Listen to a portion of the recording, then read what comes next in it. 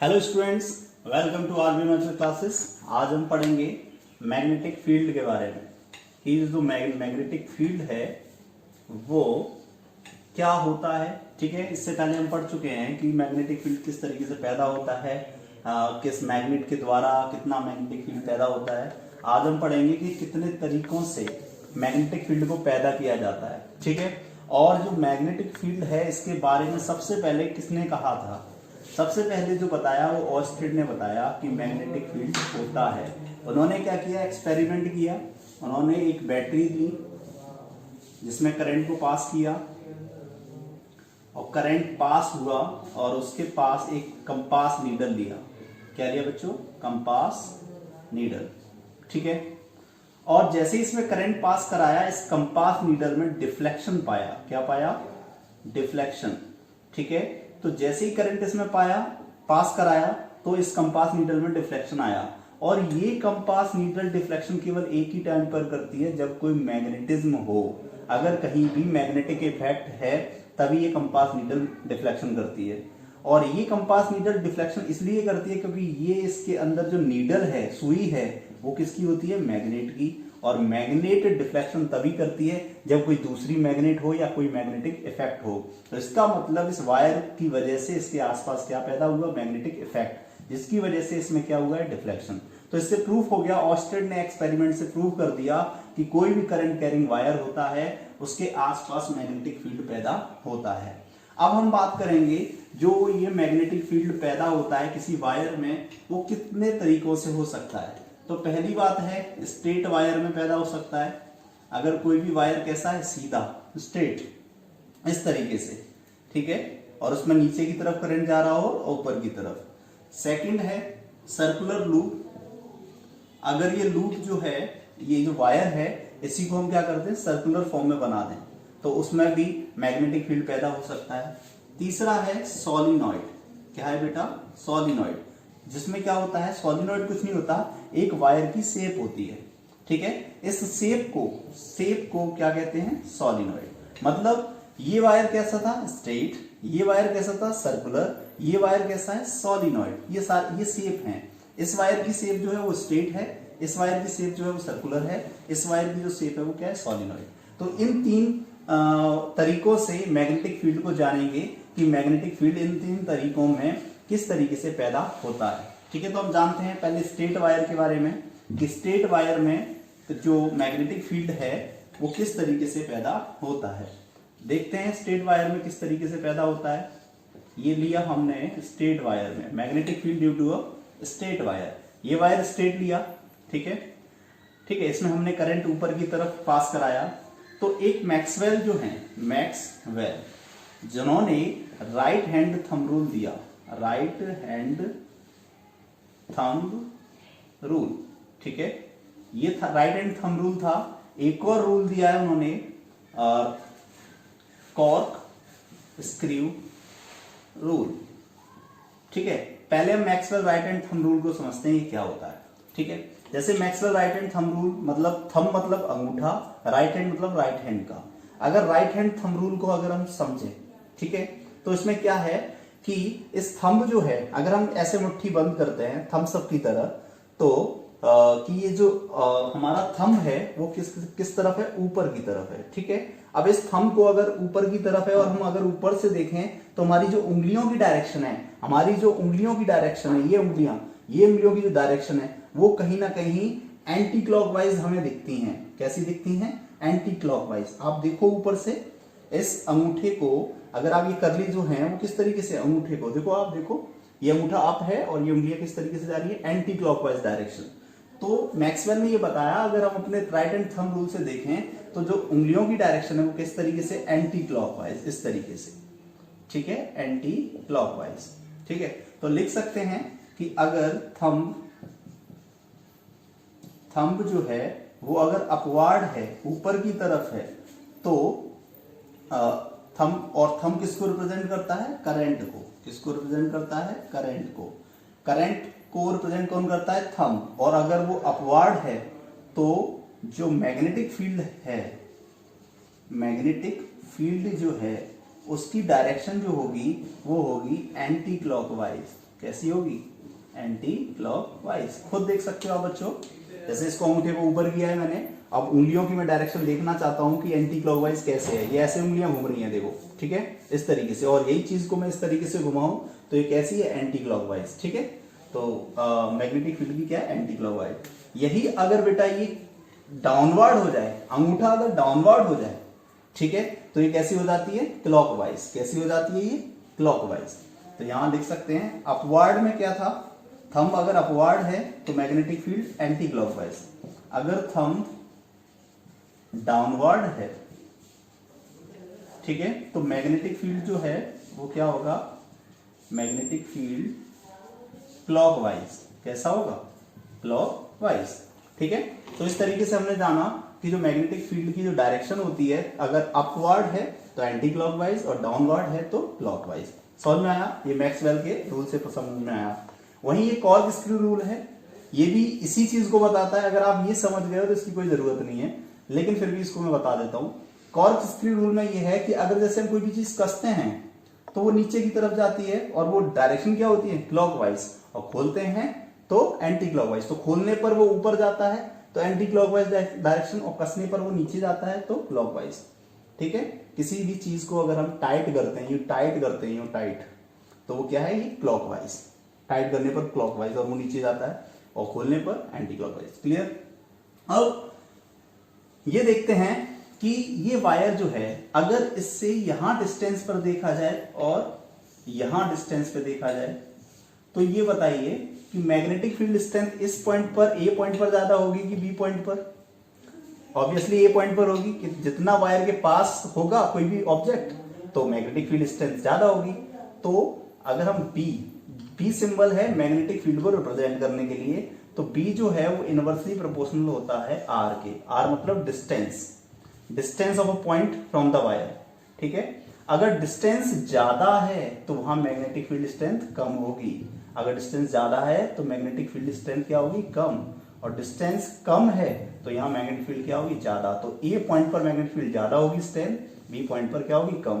तो एक रिलेशन बनता है कि magnetic field is inversely proportional to distance of a point from the wire. ठीक है, ये समझ में आया। और दूसरा, अभी इसमें अगर वायर में करंट नहीं पास कराएंगे तो क्या मैग्नेटिक फील्ड होगा, नहीं होगा। अगर आई अगर जीरो होगा तो मैग्नेटिक फील्ड भी क्या होगा, जीरो। अगर आई ज्यादा होगा, करंट ज्यादा होगा, तो मैग्नेटिक फील्ड भी क्या होगा, ज्यादा। It means be directly proportional है किसके, करंट के। तो दूसरा रिलेशन समझ में आया, B is directly proportional to I. ठीक है, तो ये दो बातें समझ में आई, एक ये और एक ये। ठीक है, अब क्या हुआ, जब साइंटिस्ट ने ये स्ट्रेट वायर में देख लिया तो उनके दिमाग में विचार आया कि स्ट्रेट वायर में जब मैग्नेटिक फील्ड ये है तो सर्कुलर लूप में क्या होगा, सर्कुलर वायर में क्या होगा। अगर हम बात करें कि मैग्नेटिक फील्ड स्ट्रेंथ जो है वो कितनी है, एक इस साइड है 1 और ये साइड है 2, दो साइड पर मैग्नेटिक फील्ड स्ट्रेंथ है। ठीक, अब हम क्या करेंगे, सर्कुलर लूप बनाएंगे तो उसमें क्या होती है स्ट्रेंथ, उसके बारे में जानेंगे। ठीक है, तो चलो अब सर्कुलर लूप की बात करते हैं कि सर्कुलर लूप में मैग्नेटिक फील्ड स्ट्रेंथ क्या होती है। तो सर्कुलर लूप में मैग्नेटिक फील्ड स्ट्रेंथ देखते हैं, ये सर्कुलर लूप हो गया। वही वायर को हमने क्या कर दिया, सर्किल में कर दिया। ठीक है, इसमें हमने बैटरी लगा दी। ठीक है, ये करंट जा रहा है इसमें, ठीक है, और करंट ये आ रहा है। ठीक है, करंट जा रहा है और करंट आ रहा है सर्कुलर लूप में। वही वायर है, उसको सर्कुलर लूप में कर दिया। खुरापात करते रहते साइंटिस्ट वैसे भी, पहले स्ट्रेट वायर में देख रहे थे, अब सर्कुलर में देख रहे हैं, तो दिमाग में कुछ ना कुछ चलता रहता है। तो ये बताओ बच्चों, यहां पर जो डायरेक्शन है वो अपवर्ड है, तो क्या होगी डायरेक्शन, एंटी क्लॉकवाइज। कैसी होगी, एंटी क्लॉकवाइज। ठीक है, और यहां क्या है, डाउनवर्ड है, देखो करंट की डायरेक्शन, तो यहां क्या होगा, क्लॉकवाइज। कैसी डायरेक्शन होगी, क्लॉकवाइज। अब ये आपस में टकराएंगी तो कैसे निकल जाएंगी, सीधी। कैसे निकल जाएंगी, सीधी। ठीक है, टकराने पर। तो यहां ये क्या हुआ, डाउनवर्ड है तो बेटा क्लॉकवाइज, और यहां अपवर्ड था तो एंटी क्लॉकवाइज। ठीक है, और ये स्ट्रेट है। और अगर आपसे पूछा जाए सर्कुलर लूप के स्ट्रेट में कैसी होती हैं, तो कैसी होती हैं, स्ट्रेट। ठीक है, तो वहां दो साइड पर मैग्नेटिक फील्ड स्ट्रेंथ थी और यहां पर 1 2 3 और 4, 4 जगह मैग्नेटिक फील्ड स्ट्रेंथ है। तो बताओ बढ़ी की घटी, बढ़ी। तो कह सकते हैं तीसरा टर्म कि नंबर ऑफ टर्न्स बढ़ाने पर मैग्नेटिक फील्ड की स्ट्रेंथ भी क्या होती है, बढ़ती है। तो कहते हैं करंट अगर बढ़ाओगे तो मैग्नेटिक फील्ड बढ़ेगा, डिस्टेंस अगर बढ़ाओगे तो मैग्नेटिक फील्ड घटेगा, और नंबर ऑफ टर्न्स बढ़ाओगे तो मैग्नेटिक फील्ड बढ़ेगा। तो हमें पता लग गया कि नंबर ऑफ टर्न्स बढ़ाने से मैग्नेटिक फील्ड स्ट्रेंथ को बढ़ाया जा सकता है। तो जब ये बात हमें पता लग गई तो हमने क्या किया कि इसमें बहुत सारे टर्न्स बना दिए इसी वायर में, ताकि बहुत ज्यादा मैग्नेटिक फील्ड स्ट्रेंथ आ जाए और हम उसका मैग्नेटिक का या मैग्नेट का या मैग्नेटिक इफेक्ट का बहुत ज्यादा से ज्यादा यूज कर सकें। तो हमने फिर इसी वायर में एक सर्कुलर टर्न ना होकर हमने बहुत सारे सर्कुलर टर्न्स बना दिए इस तरीके से, ठीक है। इस तरीके से हमने क्या किया, बहुत सारे टर्न बना दिए, क्योंकि मैग्नेटिक इफेक्ट तो बढ़ता ही है। लेकिन फिर हमने क्या किया, इसके अंदर एक और करा कि आयरन रॉड बना डाल दी इसके अंदर। क्या डाल दी, आयरन रॉड। जरूरी नहीं है कि आप आयरन रॉड डालो, कोई कार्डबोर्ड का कागज भी लगा सकते हो, ठीक है। इसको स्टेबल करने के लिए, इसको मतलब स्टेबल रहने के लिए इस वायर को। तो हमने अगर इसके अंदर आयरन लगाया है तो जो ये मैग्नेट बनेगी, जो इसका मैग्नेटिक इफेक्ट होगा और जो ये मैग्नेट बनेगी, इसको कहेंगे इलेक्ट्रोमैग्नेट, आयरन लगाने पर, ठीक है। अब हम इसमें करंट पास कराएंगे, तो करंट पास करा दिया, पॉजिटिव नेगेटिव इस तरीके से करंट पास करा दिया। अब ये जो शेप है वो कौन सी है बेटा, सोलिनॉइड। कौन सी शेप है ये, सोलिनॉइड, ठीक है, सोलिनॉइड शेप है। अब हमें ये समझ में नहीं आ रहा, चलो मान लिया हमने मैग्नेटिक इफेक्ट तो इसका पैदा होगा, लेकिन ये बताओ मैग्नेट बन गई, ये इलेक्ट्रोमैग्नेट तो बन गई, लेकिन इसके पोल तो बताओ, हमें ये नहीं मालूम कि पोल किधर है, नॉर्थ कौन सा है, साउथ कौन सा है। तो उसके लिए एक रूल है, क्लॉक फेस रूल। क्या है, क्लॉक फेस रूल, ठीक है। क्लॉक फेस रूल मतलब हमें किस तरीके से क्लॉक फेस रूल से समझना होगा कि किधर नॉर्थ है किधर साउथ है। तो जैसे ये और ये, ठीक है, ये इस तरीके से इसमें करंट जा रहा है, ये क्लॉकवाइज है ना, क्लॉकवाइज करंट जा रहा है, ठीक है। और यहां करंट हम कैसा पास कराएंगे, एंटी क्लॉकवाइज, ठीक है, एंटी क्लॉकवाइज, ठीक है। ये क्लॉकवाइज है। अब क्लॉकवाइज है तो देखो क्लॉकवाइज में क्या होगा, जो डायरेक्शन ये है इस तरीके से कर दिया, ये डायरेक्शन ये है, ये कर दिया और इसको यूं मिला दिया, तो क्या बन गया, एस। अब ये मान लो कि जो घड़ी है वो कहां बनी है, साउथ में। साउथ जो है इंडिया का, साउथ तमिलनाडु केरला, तो आप ये कह सकते हो जो घड़ी है वो साउथ में बनी है। तो आप आसानी से समझ जाओगे कि क्लॉकवाइज डायरेक्शन में कौन सा पोल आता है, साउथ पोल, ठीक है। और ये एंटी क्लॉकवाइज में देखो ये इस तरीके से आ रहा है करंट और ये इस तरीके से जा रहा है करंट, दोनों को मिला दो तो कौन सा पोल, नॉर्थ। तो अगर करंट की डायरेक्शन क्लॉकवाइज है तो साउथ पोल, और अगर करंट की डायरेक्शन एंटी क्लॉकवाइज है तो नॉर्थ पोल। तो क्लॉकवाइज और एंटी क्लॉकवाइज की वजह से कौन सा नाम दिया गया, क्लॉक फेस रूल, ठीक है।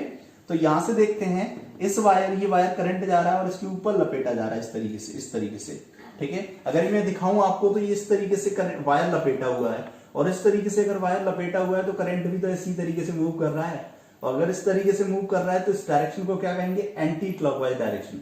क्या कहेंगे, एंटी क्लॉकवाइज डायरेक्शन। तो ये वाला इसमें जो डायरेक्शन है वो कौन सी है, एंटी क्लॉकवाइज। और एंटी क्लॉकवाइज पर कौन सा पोल आता है, नॉर्थ।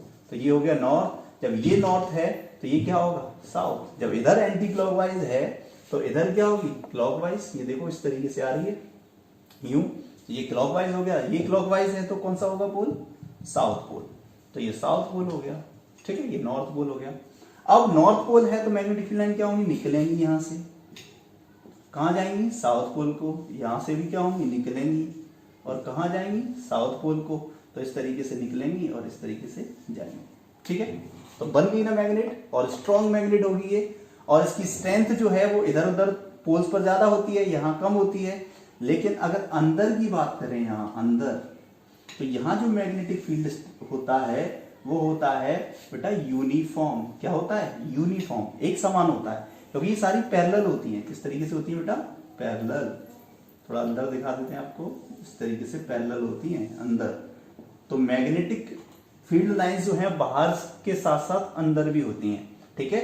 लेकिन बाहर नॉर्थ टू साउथ होती हैं और अंदर साउथ टू नॉर्थ होती हैं। अंदर कैसी होती हैं, साउथ टू नॉर्थ, ठीक है। ये बात ध्यान रखनी है कि सोलिनॉइड के अंदर मैग्नेटिक फील्ड कैसा रहता है, यूनिफॉर्म, क्यों रहता है? क्योंकि पैरेलल लाइंस होती हैं, और पैरेलल लाइंस होती हैं इक्विडिस्टेंट होती हैं, बराबर होती हैं, और यूनिफॉर्म होता है मैग्नेटिक फील्ड, और पैरेलल होती हैं, स्ट्रेंथ भी ज्यादा होती है क्योंकि बहुत पास होती हैं, ठीक है। और तो ये क्या बन गई आपकी? इलेक्ट्रोमैग्नेट बन गई, ठीक है, ये इलेक्ट्रोमैग्नेट बन गई है आपकी, ठीक है। तो अब हम क्या कह सकते हैं? मैग्नेटिक फील्ड को, स्ट्रेंथ को बढ़ाने के लिए हमें क्या करना है? करंट बढ़ाना है, डिस्टेंस को कम रखना है, नंबर ऑफ टर्न्स बढ़ाने हैं, इलेक्ट्रोमैग्नेट ज्यादा मैग्नेटिज्म के लिए आयरन यूज करना है, ठीक है। तो ये पॉइंट्स हैं जिनसे हम मैग्नेटिक स्ट्रेंथ बढ़ा सकते हैं। अब हम बात करेंगे कि जैसे हमने अगर इलेक्ट्रोमैग्नेट बना भी ली तो और भी कोई पॉइंट है जिसके द्वारा हम कुछ कर सकते हो?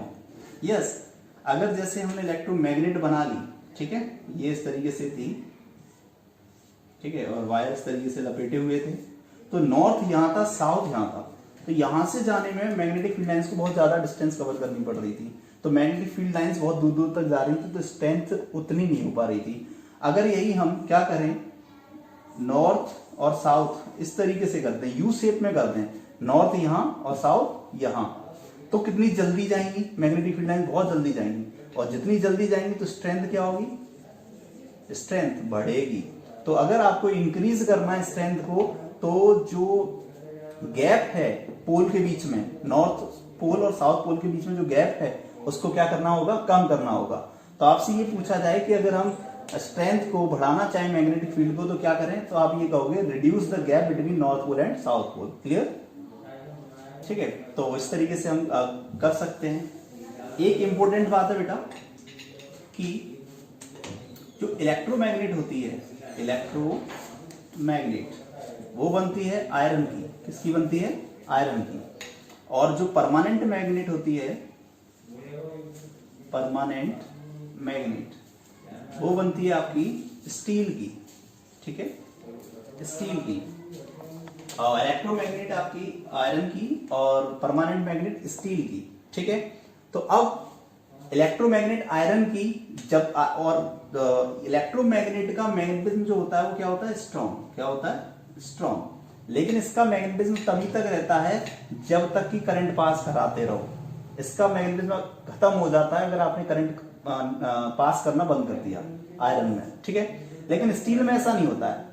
स्टील में अगर आपने एक बार इसके अंदर मैग्नेटिज्म पैदा करा दिया, स्टील वाली मैग्नेट में जो स्टील से बनती है, जो आयरन से बनती है उसका तो करंट पास कराते रहो तब तक ही करंट पैदा रहता है। लेकिन स्टील वाली में क्या होता है, अगर एक बार आपने इसके अंदर परमानेंट मैग्नेट बना दिया तो इसके अंदर मैग्नेटिज्म हमेशा के लिए बना रहता है, कभी खत्म नहीं होता है। ठीक है, तो इससे बनती है तो इलेक्ट्रोमैग्नेट को क्या कह सकते हैं हम? Temporary magnet. Temporary magnet.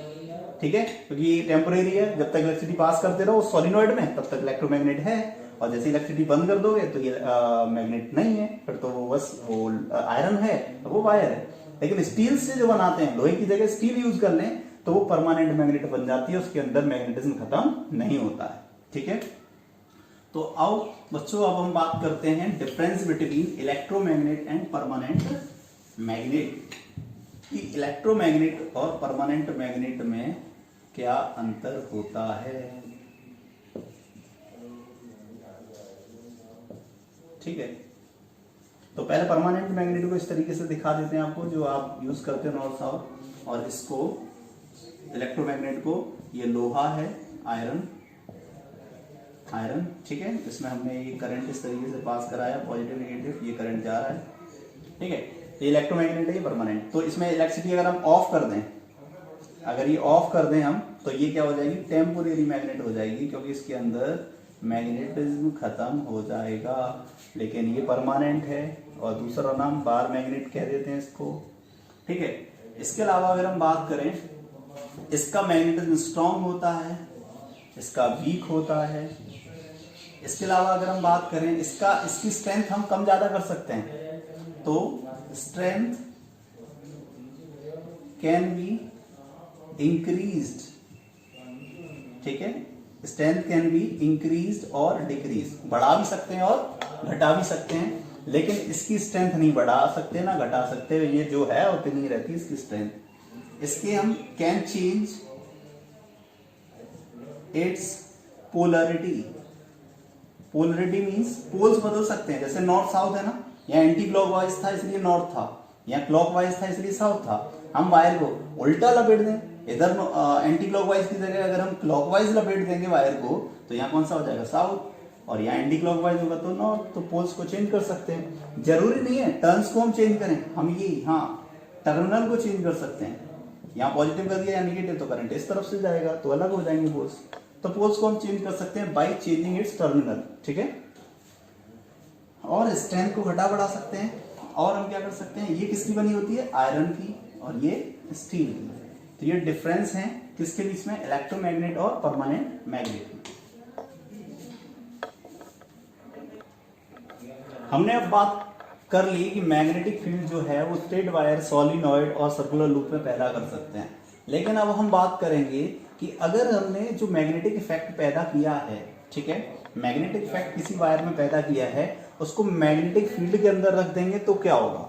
अब आप खुद सोचो कि जिस वायर की वजह से मैग्नेटिक इफेक्ट पैदा हुआ उसके चारों ओर, उस मैग्नेटिक इफेक्ट को मैग्नेटिक फील्ड में रख देंगे तो दोनों मैग्नेटिक फील्ड में क्या होगा, अट्रैक्शन और रिपल्सन, जिसके कारण क्या पैदा होगा, फोर्स। क्या पैदा होगा, फोर्स, ठीक है। तो उसकी बात करते हैं जैसे, और उसकी बात करने के लिए एक एक्सपेरिमेंट है जिसे किकिंग वायर एक्सपेरिमेंट भी कहते हैं, जिसमें हम क्या लेते हैं, एक करंट कैरिंग वायर लेते हैं, ठीक है।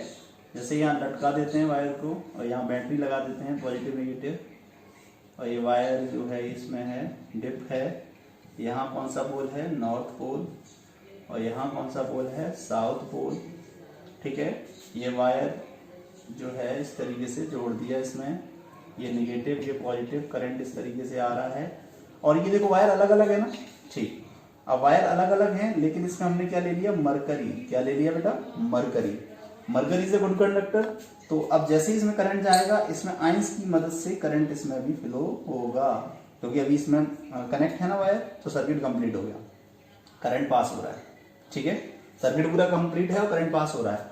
अब करंट जब पास हो रहा है, ये डाउनवर्ड जा रहा है करंट, तो इसमें जो करंट मैग्नेटिक फील्ड पैदा हो रहा होगा इसके आसपास, और उसकी डायरेक्शन जो होगी वो क्या होगी बेटा, डाउनवर्ड है तो क्लॉकवाइज। इस तरीके से चारों ओर इसके मैग्नेटिक फील्ड स्ट्रेंथ पैदा हो रही होगी, ठीक है, इस तरीके से। अब ये मैग्नेटिक फील्ड स्ट्रेंथ पैदा हो रही होगी और इधर से नॉर्थ से साउथ मैग्नेटिक फील्ड लाइंस जा रही हैं, ठीक है। तो ये फील्ड लाइंस हो जाएंगी और इसका भी मैग्नेटिक फील्ड पैदा होगा, तो दोनों मैग्नेटिक फील्ड में क्या होगी, टक्कर होगी, ठीक है। फोर्स लगेगा, क्योंकि दोनों मैग्नेटिक फील्ड या तो रिपल्सिव या अट्रैक्टिव फोर्स लगेगा।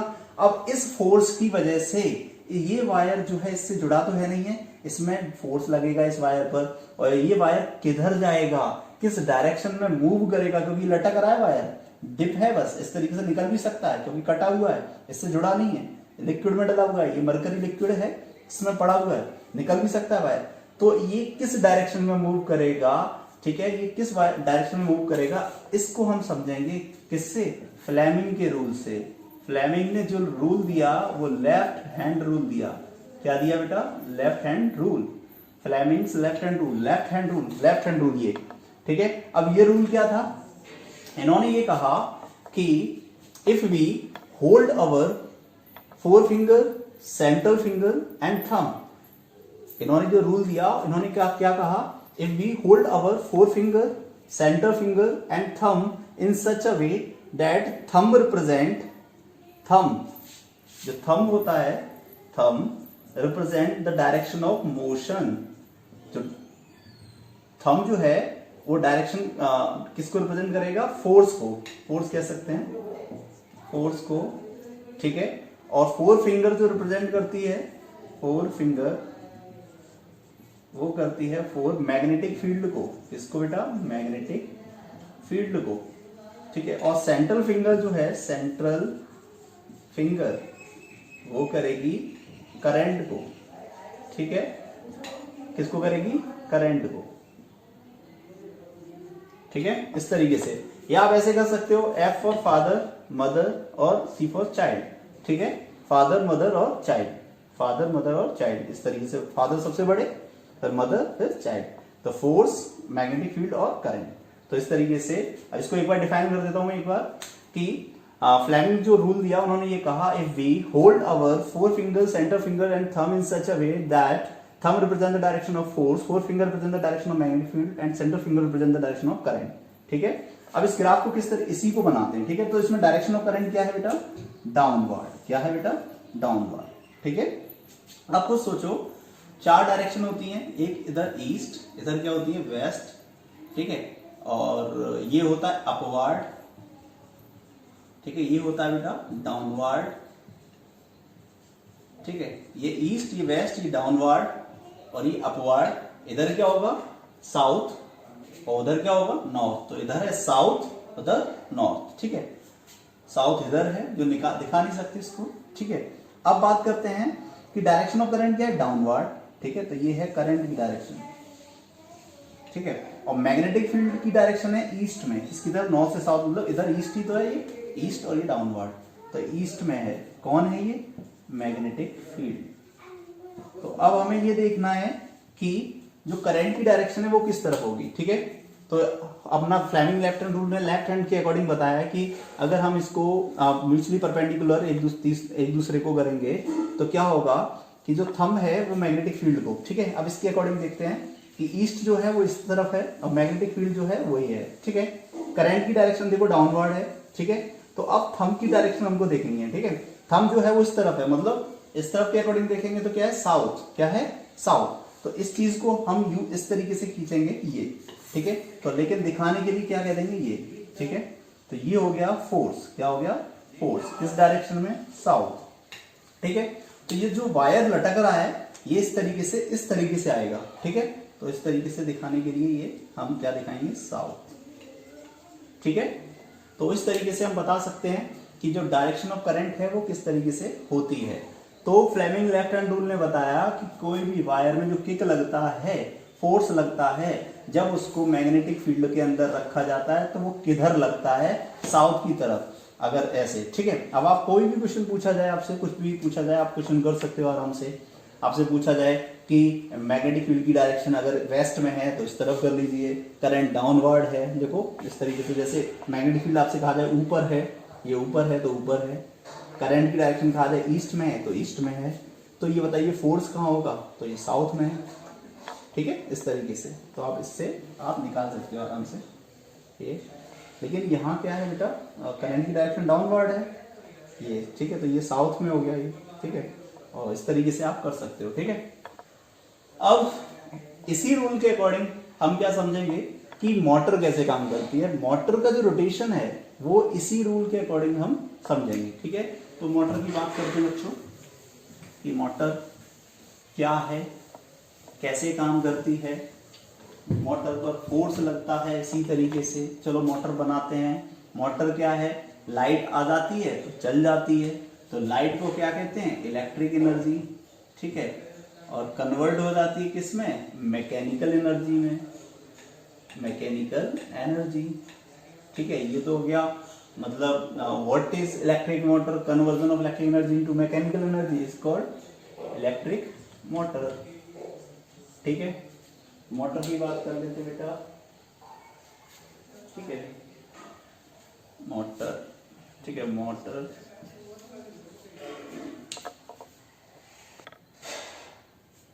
बात करते हैं मोटर की कि मोटर क्या होती है। ठीक है, इसमें क्या है, प्रिंसिपल बात करनी पड़ेगी, सिद्धांत की, किस सिद्धांत पर काम करती है, कंस्ट्रक्शन की बात करनी पड़ेगी हमें, और वर्किंग की। ठीक है, कंस्ट्रक्शन एंड वर्किंग, ये तीन काम हमें समझने होंगे कि इसका सिद्धांत क्या है, किस तरीके से। तो पहले हम बना लेते हैं, कंस्ट्रक्शन कर लेते हैं इसका। ये है बेटा नॉर्थ पोल और ये है साउथ पोल। ठीक है, और ये जो हमने जो लिया है नॉर्थ और साउथ पोल, ये हॉर्स के खुर की तरह, हॉर्स का जो पैर होता है ना इस तरीके से, उसकी तरह लिया है, जिससे इसकी जो स्ट्रेंथ है वो ज्यादा रहे। यू शेप में ली है, यू शेप मैग्नेट कह सकते हो या हॉर्स शू टाइप मैग्नेट कह सकते हो। ठीक है, मैग्नेट ली है। इसमें क्या है, हमने एक रेक्टेंगुलर कॉइल ली है, बड़ा सा बना लेते हैं इसको बेटा, बड़ा सा, नॉर्थ और यहाँ साउथ। ठीक है, ये रेक्टेंगुलर कॉइल है इस तरीके से।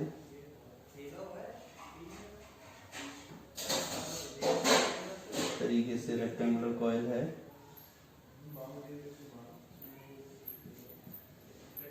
पॉजिटिव और नेगेटिव, ठीक है। अब हम क्या लिखेंगे इसमें, एक कम्यूटेटर लेंगे। अब कम्यूटेटर नहीं, आप अब पहले सर्किल समझो इसको, बाद में बताएंगे कम्यूटेटर कैसे है, ठीक है। पूरा सर्किल लिया, ठीक है। इसमें कार्बन ब्रश लगाएंगे, ठीक है, इस तरीके से कार्बन ब्रश, ठीक है, और इस तरीके से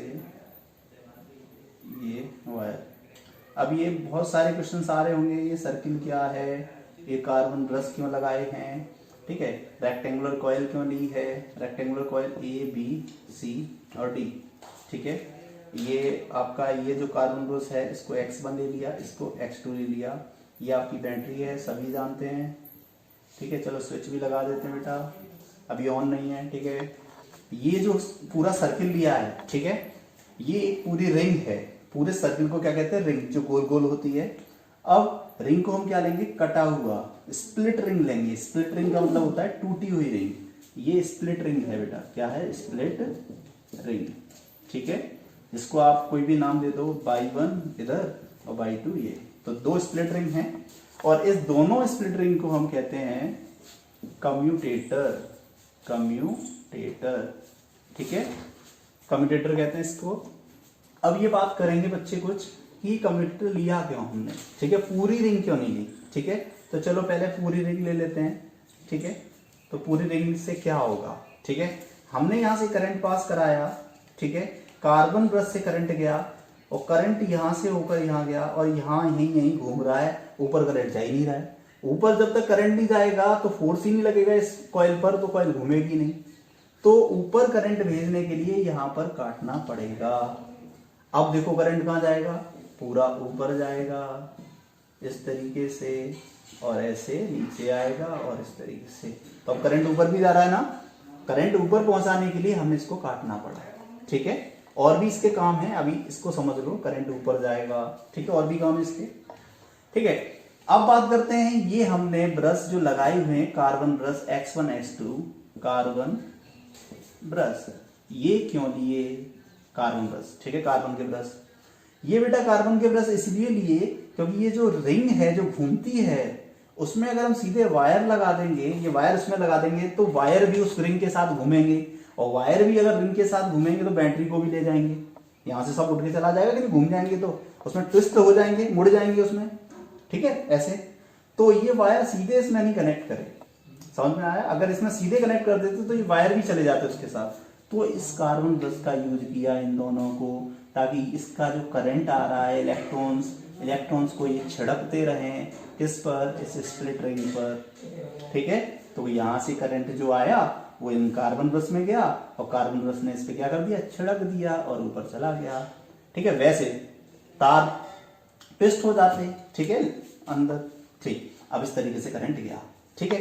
तो अगर हम बात करें इन कार्बन ब्रश की, ठीक है, कार्बन ब्रश की X1 और X2, तो कार्बन ब्रश का जो यूज है वो क्या है कि to pass the current to the commutator, ठीक है, या आप कह सकते हो pass the current into the rectangular coil through commutator, ठीक है, इन दोनों को कम्यूटेटर कहते हैं, ठीक है। या आप कह सकते हो स्प्रिंकल द करंट, करंट को छिड़कता है, ठीक है, इस तरीके से आप कह सकते हो। तो अब ये करंट जो है जा रहा है साहब, ठीक है। अब कम्यूटेटर का यूज बताएंगे बेटा, कार्बन ब्रश का यूज समझ में आ गया ना, कि ये करंट को स्प्रिंग करता है, छिड़कता है, पास करता है, किसको, रेक्टेंगुलर कॉइल को, किसके थ्रू, कम्यूटेटर के थ्रू, ठीक है।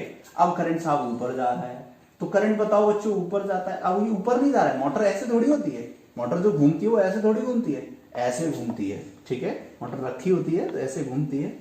तो अगर मोटर इस तरीके से घूमेगी, जैसे मान लो मैं ये ले लेता हूं, ठीक है, डस्टर। अब इसमें ABCD लिखा हुआ है, ठीक है, तो इसमें ये मान लेते हैं A B C और D, ठीक है। इस तरीके से इसमें करंट फ्लो हो रहा है, ऐसे ऐसे करंट नहीं जा रहा है, ऐसे ऐसे। ये जो कॉइल है ABCD वो हॉरिजॉन्टल है, ठीक है, इस तरीके से। अब करंट इस तरफ जा रहा है, ठीक है, A to B, मतलब A to B करंट जा रहा है इस तरफ, ठीक है। और लेफ्ट हैंड रूल से हमें बात करनी है, तो लेफ्ट हैंड रूल से करंट की डायरेक्शन जो है हम कैसे करेंगे, ये A to B जा रहा है करंट, और मैग्नेटिक फील्ड जो है वो नॉर्थ से साउथ जा रहा है, मैग्नेटिक फील्ड इधर जा रहा है, देखो आप खुद देखो, करंट हॉरिजॉन्टल अंदर जा रहा है A to B, ये नॉर्थ टू साउथ जा रहा है। तो डायरेक्शन ऑफ फोर्स किधर होगा, डाउनवर्ड, किधर होगा, डाउनवर्ड। तो हमने ये कर दिया डाउनवर्ड, ठीक है। अब यहां तो ऊपर जा रहा था तो डाउनवर्ड आ रहा है, यहां नीचे जा रहा है तो कैसा होगा, अपवर्ड। समझ में आया?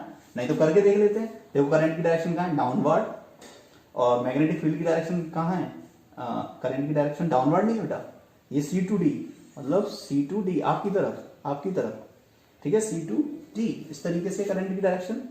और मैग्नेटिक फील्ड लाइन की डायरेक्शन नॉर्थ टू साउथ, और ये मोशन किधर हो रहा है, ऊपर, तो ऊपर हो रहा है, ठीक है। तो इस तरफ क्या होगा, ये नीचे जाएगी और ये ऊपर। तो ए बी साइड जैसे ही नीचे जाएगी ये ऊपर जाएगी, तो मूव करेगी कि नहीं करेगी, ठीक है। तो ये मोटर मूव करी तो जो CD साइड है वो इधर आ जाएगा और AB किधर चला जाएगा, उधर, हाफ रोटेशन पर। आधा रोटेशन लगने पर क्या होगा, AB इधर और CD इधर। तो ये D वाला पॉइंट जो है वो इधर आ जाएगा और C वाला पॉइंट जो है वो इधर आ जाएगा, B इधर आ जाएगा और A किधर आ जाएगा, इधर, ठीक है। हाफ रोटेशन हुआ है, मतलब ये इतना हो गया। क्यों? क्योंकि फोर्स लगा है, क्योंकि इधर से जा रहा है ना, फोर्स लगा है, ठीक है, ये हम समझ चुके हैं। अब फोर्स लगने पर क्या हुआ, डायरेक्शन चेंज हो गई। अब डायरेक्शन चेंज हो गई तो करंट तो यहीं से जा रहा है। अब करंट जो AB में करंट क्या था, ऊपर था, अब AB में करंट क्या हो गया, नीचे की तरफ, और इसमें क्या हो गया, करंट ऊपर की तरफ। साइड CD में इधर क्या था, करंट डाउनवर्ड, CD साइड जब इधर थी तो डाउनवर्ड था, अब इसमें क्या हो गया, अपवर्ड। तो ये अपवर्ड और डाउनवर्ड क्यों हो गया, क्योंकि हमने क्या लिया है, कम्यूटेटर, क्योंकि कम्यूटेटर में इधर आ गया तो करंट की डायरेक्शन चेंज हो गई।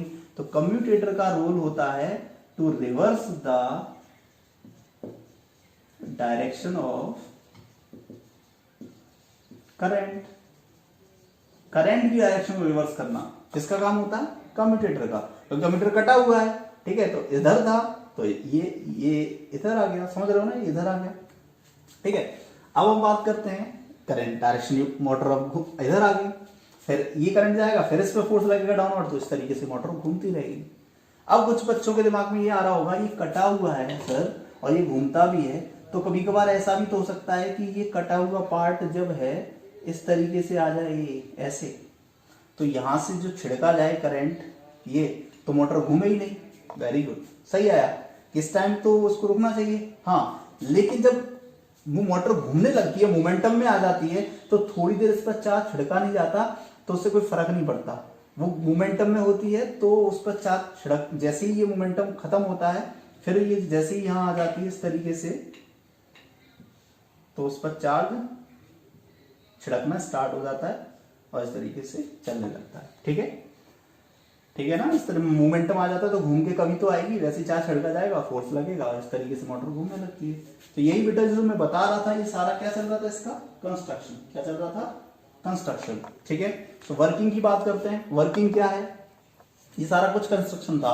एक कम्यूटेटर है, कार्बन रोस है, वी टेक, चलो कंस्ट्रक्शन बोल देता हूं मैं, we take horse shoe type magnet which having north pole and south pole, ठीक है, and we take rectangular coil ABCD and battery switch and commutator and split ring, two split rings which is called commutator, which is used for to reverse the direction of current।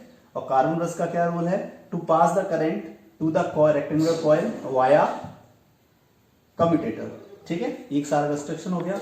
Working क्या है, working यही है, when we place current carrying rectangular coil in between north pole and south pole, then it experience a force, then the direction of current is downward according to the Fleming left hand rule। Fleming left hand rule के according direction of current downward होगी side CD की, और AB क्या होगी, upward, ठीक है। After half revolution, आधा revolution हो जाएगा, after half revolution AB and CD sides interchange, AB और CD की जो साइड है वो क्या हो जाएंगी, इंटरचेंज हो जाएंगी, ठीक है। Then according to Fleming's left hand rule फिर यही होगा, ये घूमेगी और इस तरीके से हैंस मोटर रोटेट्स कंटिन्यूअसली, और इस तरीके से मोटर घूमती रहेगी, ठीक है। अब हम बात करते हैं प्रिंसिपल की, सिद्धांत की बात करते हैं कि सिद्धांत क्या है मोटर का। तो मोटर का सिद्धांत यहीं से दिख रहा है कि व्हेन, इसको समझ लो अच्छे से प्रिंसिपल को, पेपर में बहुत बार पूछा जाता है simply what is the principle of motor. तो when current carrying a rectangular coil placed inside the magnetic field, when current carrying rectangular coil placed inside the magnetic field, then it experience a force, तो ये क्या करेगी, experience force which rotate this coil continuously, जो इस coil को क्या करेगा, लगातार घुमाएगा।